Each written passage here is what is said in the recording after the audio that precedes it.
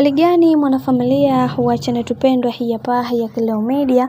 Kama ndo mara kwa kwanza basi usisahau kusubscribe, kulike, kushare pamoja na kucomment, kwani ukifanya hivyo utakuwa umejiweka katika nafasi nzuri ya wewe kuweza kuenjoy na kufurahi pia.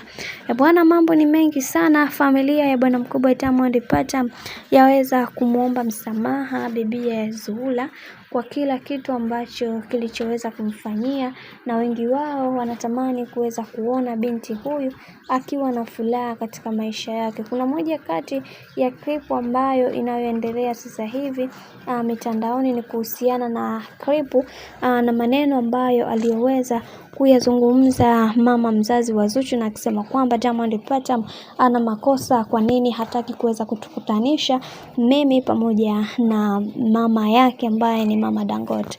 Sasa kwa hiki ambacho kilichoweza kuzungumzwa, watu wengi wameweza kumind kwa namna yao tofauti tofauti na kusema kwamba kwa nini haya yote yameweza kutokea katika maisha, kwa sababu kumekuwa na sintofahamu nyingi ambazo zimekuwa zikitokea, na wengi wao walitamani kuweza kuhakikisha kila kitu kinakwenda kuwa sawa, lakini kwa kile alichoweza kukiongea mama mzazi wa Zuchu kimewafanya familia nyingine iweze kukasirika sana na kusema kwamba hatutoweza kuungana nanyi katika kila jambo. Lakini mwishowe wamekaa na kufikiria, wameona kitu ambacho alichoweza kukifanya si kitu kizuri, wameamua kuweza kuomba msamaha kwa kauli mbaya ambazo walizoweza kuziongea, lakini pia wakaandaa na tafrija ndogo ya kuweza kuwakaribisha familia yao, kwa sababu kuna mambo mengi ambayo yanayoendelea katika hii jamii, na wengi wao wanatamani kuweza kuona kila kitu kinakuwa katika misingi